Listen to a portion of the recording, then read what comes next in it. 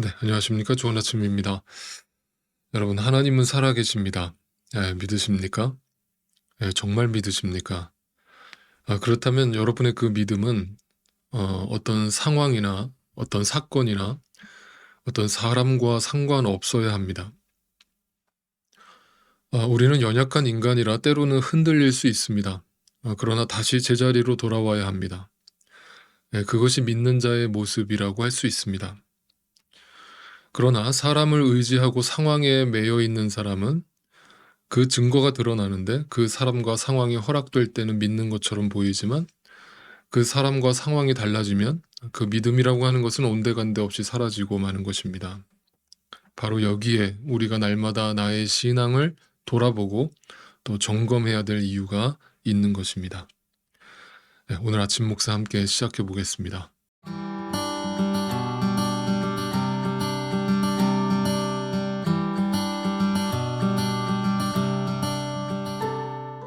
자, 이제부터 이제 사사기 9장으로 넘어가겠습니다.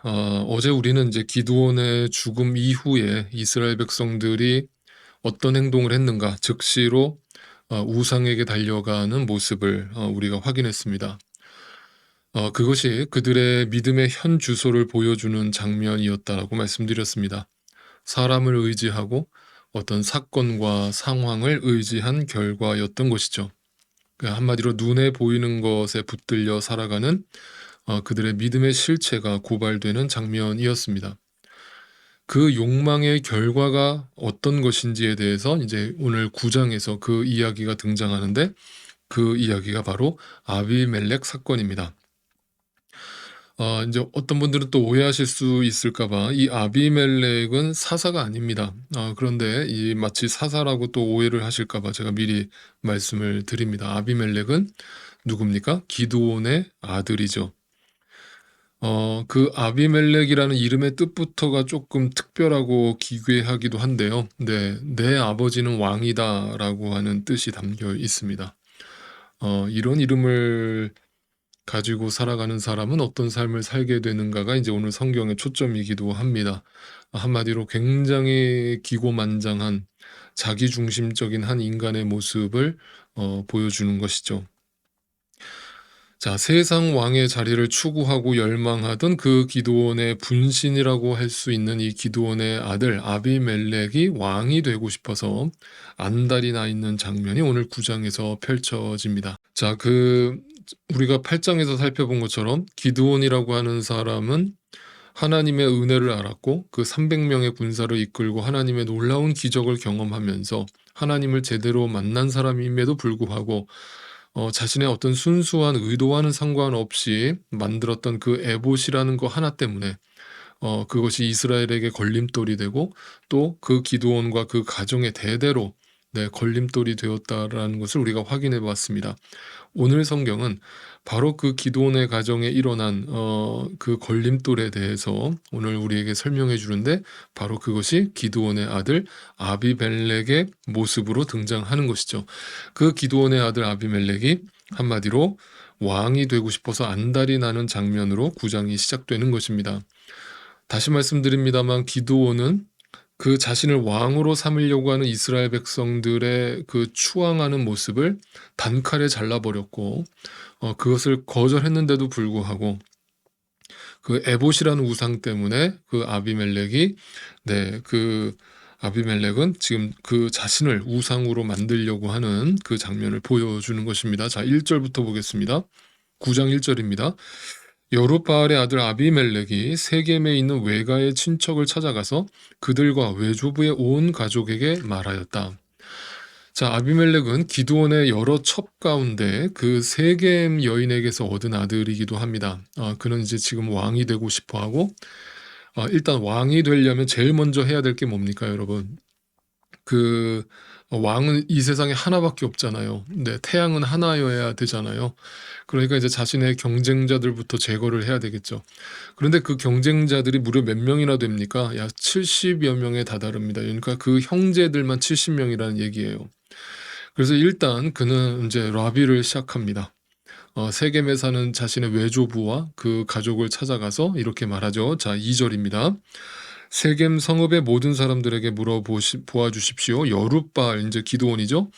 기드온의 아들 70명이 모두 다스리는 것하고 한 사람이 다스리는 것하고 어느 것이 더 좋은지 물어보아 주십시오. 그리고 내가 여러분들과 한 혈육이라는 것을 상기시켜 주십시오. 그러니까 그는 지금 세겜 사람인 자기 외가를 찾아가서 설득을 하고 있는 장면이죠. 이제 로비를 하고 있는 겁니다. 70명의 그 왕의 후보들 중에서 한마디로 자기를 뽑아달라고 하는 요청이죠. 자, 그 말을 듣고 이제 세겜 사람들은 아비멜렉을 지지를 하기로 결정합니다. 그리고 바알브릿의 묘라고 하는 것이 뭐냐면요. 자, 4절을 볼까요? 그들이 바알브릿 신전에서 은 70양을 꺼내어 아비멜렉에게 주니 아비멜렉이 그곳으로 건달과 불량배를 고용하여 자기를 따르게 하였다. 자, 아비멜렉이 갔던 아비멜렉을 지지하기 위해서 사람들이 바알브릿의 묘, 그러니까 한마디로 우상의 신전이죠. 그 신당에서 은 70개를 가지고 와서 아비멜렉에게 줍니다. 일종의 정치 자금을 대준 것이죠. 근데 여러분, 이 돈이 어떤 돈이라고요? 네, 우상의 신전에서 나온 돈이잖아요. 그런데 그 돈이 아비멜렉의 왕권 찬탈을 위해서 정치적 목적으로 정치 자금으로 사용되고 있다라는 것을 보여줘. 그리고 그 돈으로 뭘 합니까? 네, 그 돈으로 깡패들을 삽니다. 예, 오늘날로 말하면 일명 이제 조폭들을 동원한 것이죠. 정치 깡패들입니다. 오늘날도 있는지는 제가 잘 모르겠습니다만 우리나라도 예전에는 이 정치 깡패들이 많지 않았습니까? 자, 그래서 이 아비멜렉은 이 깡패들을 동원해서 70명의 형제들을 모두 죽여버립니다. 그 이후로 아비멜렉이 왕이 됩니다. 6절입니다. 자, 5절부터 볼까요? 그리고 그는 오브라에 있는 아버지의 집으로 가서 자기 형제들 곧 여룻바알의 아들 70명을 한 바위 위에서 죽였다. 그러나 여룻바알의 막내 아들 요담만은 숨어 있었으므로 살아남았다. 6절 세겜 성읍의 모든 사람들과 밀로의 온 집안이 세겜에 있는 돌기둥 곁에 상수리 나무 아래서 가서 아비멜렉을 왕으로 삼았다. 자, 그러니까 은 70냥을 가지고 70명의 형제를 죽였다는 말은 뭐예요? 한 명당 목숨값이 얼마라는 거예요? 은 한 냥이라는 거예요. 네. 그래서 이제 그것에 대한 보상을 깡패들한테 돈을 주고는 그것을 가지고 70명을 다 죽여버렸다. 섬뜩하시죠?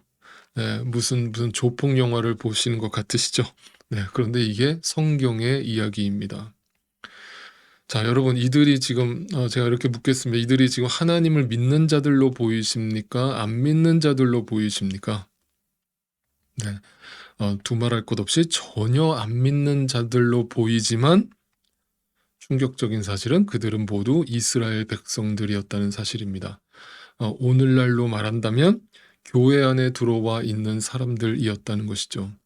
그런데 그들이 세상 사람들이 하는 짓과 전혀 구별이 안 되는 짓을 하고 있는 장면입니다. 그들의 목적은 오직 이 땅의 돈과 명예와 권력만을 탐하고 있는 것이죠. 여기에 하나님은 전혀 계시지 않고 나타나지 않고 계시는 것입니다. 여러분 지금도 우리는 이 세상을 살아가고 있습니다. 그리고 지금 우리가 살아가고 있는 이 세상을 조금만 돌아보면 이 세상의 실체를 다시 한번 우리가 확인하게 되는데, 이 세상이라고 하는 곳은 자신의 이익 앞에서는 온갖 알랑방귀를 뀌다가 자신에게 득이 되지 않거나 어떤 자신이 세운 기준에서 조금만 벗어났다고 생각하면 가차없이 그 사람 등에 칼을 꽂는 모습으로 등장하기도 하는 것이죠.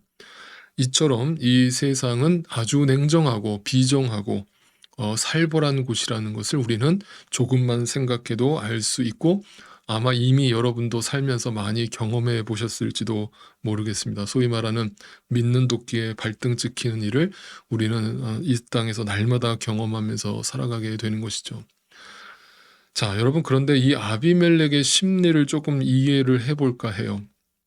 도대체 이 아비멜렉은 왜 이렇게 70명의 형제들을 이렇게 잔인한 방식으로 죽여버려야 했는가? 그리고 또 왜 왕이 되려고 했는가? 그리고 또 생각해 보면 도대체 그 70명의 형제들이 그 아비멜렉에게 무슨 잘못을 했는가? 이런 걸 생각해 볼 때 이런 결론을 내리게 됩니다. 사람은 언제나 자기가 생각하는 대로 남을 바라보는 아주 기괴한 시선이 있어요. 못된 시선입니다. 지금 아비멜렉처럼 자기가 왕이 되고 싶어 하는 사람은요, 다른 사람들도 다 왕이 되고 싶어 할 거라고 생각을 한다는 거예요. 그러면서 혼자 상상의 날개를 펴는 것이죠. 다시 말하면 자신의 수준에서 남의 수준을 바라보는 겁니다.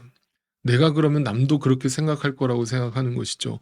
이것이 가장 큰 착각이죠. 그래서 함부로 자기 기준에서 남을 단정하고 판단하는 죄를 오늘도 우리는 범하는 것이죠. 그래서 70명을 죽여버린 겁니다. 왜 그렇습니까? 자신이 왕이 되고 싶어 하는 것처럼 저들도 왕이 되고 싶어 하는 할 거라고 생각을 하면서, 네, 그들을 자신한테 어떤 해코지도 한 적도 없고 자신을 죽이려고 한 적도 없는 그 피부치 자기 형제들을 그렇게 조금의 양심의 가책 없이 죽여버릴 수 있는 것이죠. 아주 냉정하게 차갑게 조금의 배려와 조금의 이해와 조금의 어떤 공감도 없이 한 사람의 인생을 그냥 죽여버리는 것이죠. 그러니까 어떻게 보면 저는 이것이 처음부터 오해로 시작된 사건이라고 생각을 해요. 그러니까 결국 오해라는 것이 뭐냐면요, 자기 욕심과 자기 판단에서 나온 잘못된 것임을 우리는 항상 기억해야 돼요. 여러분, 제가 분명히 말씀드립니다. 우리는 절대 남을 100% 이해하지 못합니다.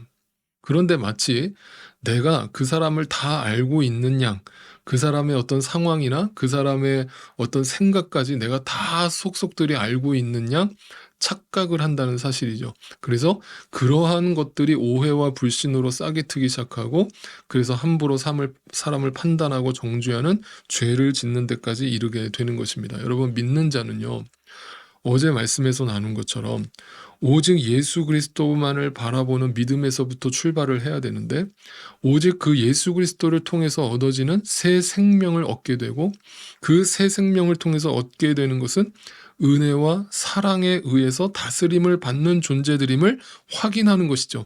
그래서 인간에게는 어떠한 순간에서도 나 스스로에게서는 하나님의 그 은혜와 사랑이 나오지 않는 존재들임을 기억하고, 그 십자가에 달린 예수를 의지하고 그 십자가에 달린 예수를 바라볼 때에만 그 하나님의 은혜와 사랑 속에 머물게 된다는 뜻입니다. 그것은 이 세상을 바라볼 때, 또는 나와 다른 사람을 바라볼 때 은혜와 사랑이 기준이 되어서 보지 않는다면 내 안에 예수가 없다라는 것을 또한 확인해야 된다는 사실입니다. 내 안에 어떤 사람을 함부로 판단하고 정죄하려는 죄가 일어날 때 오늘도 우리는 항상 어디를 바라봐야 되는가? 십자가에 달린 예수를 바라보고 그 십자가에 달린 예수를 통해서 은혜와 사랑의 기준으로 누군가를 바라보고 품게 되어야 한다는 사실입니다. 그래서 여러분, 성경에 말하는 사랑과 정의는 늘 함께 가는 것입니다. 사랑만 있고 정의는 사라진 어, 그 존재는 말 그대로 적당히 타협하면서 살게 되는 것이고, 반대로 사랑은 없고 정의만 존재하는 그곳에는 사람을 살리는 데 목적이 있는 것이 아니라 사람을 죽이는 데 목적이 있게 된다는 것을 여러분 또한 기억하실 수 있기를 바랍니다. 여러분, 그거는 절대 기독교가 아닙니다. 그런데 이제 여전히 기독교를 이렇게 오해하시는 분들이 많습니다. 도덕적이고 윤리적인 인간으로 살아라, 또는 노력해라. 이렇게 기독교를 이해하고 계시다면 여러분, 그것은 다른 종교와 전혀 다를 바가 없는 것이죠. 기독교는, 또 예수 그리스도의 십자가의 의미는 단지 착한 놈, 나쁜 놈 구별해서 상 주고 벌 준다는 수준이 아니라는 사실입니다. 인간 같지도 않고 포악한 죄인 중의 괴수들을 어떻게 예수 안에서 가장 영광스러운 존재로 만들어 버리느냐에 초점을 두고 바라보는 것입니다. 이처럼 자기 판단과 자기의 도덕적 기준에서 함부로 남을 판단하고 오해하는 수준에 여러분이 머물러 계시다면 정말 내 안에 예수가 있는지, 내가 정말 예수님을 만났는지를 다시 한번 점검하고 돌아보실 수 있게 되기를 간절히 소원합니다. 이처럼 하나님의 다스림을 무시하고 그 하나님의 은혜와 사랑의 시선을 망각한 채 자신의 판단과 자신이 세운 정의를 앞세운 결과, 거기에 자신의 욕망을 덧붙인 결과, 그것이 어떠한 것인지를 오늘 본문을 통해서 우리에게 다시 한번 확인을 시켜주고 있는 것입니다. 오늘도 내 안에서 그 하나님의 다스림과 그 은혜의 시선이 아닌 상태로 판단하는 모든 것들을 하나님 앞에서 유보하실 수 있게 되기를 간절히 소원합니다. 우리에게 필요한 것은 그리스도의 은혜와 사랑뿐입니다. 그 은혜와 사랑이 사라지면 세상 사람과 똑같이 변해버리고 마는 것입니다. 만약 하나님이 우리를 그런 시선으로만 바라보셨다면, 그렇게 우리에게 적용하셨다면 지금 여기에 살아있을 사람 아무도 없을 것입니다. 기억하십시오. 우리의 정체성은, 우리의 아이덴티티는 오늘 본문에서 등장하는 이런 아비멜렉과 같이 오직 자기 판단과 자기의 도덕적 기준에서 남을 정죄하고 죽여버리는, 이렇게 썩은 내가 진동하는 인간들의 죄를 다 짊어지시고 십자가에서 죽으신 그 예수 그리스도에게서만 찾아야 한다는 것을, 오늘도 잊지 마시기를 바랍니다. 내일 아침에 또 뵙겠습니다.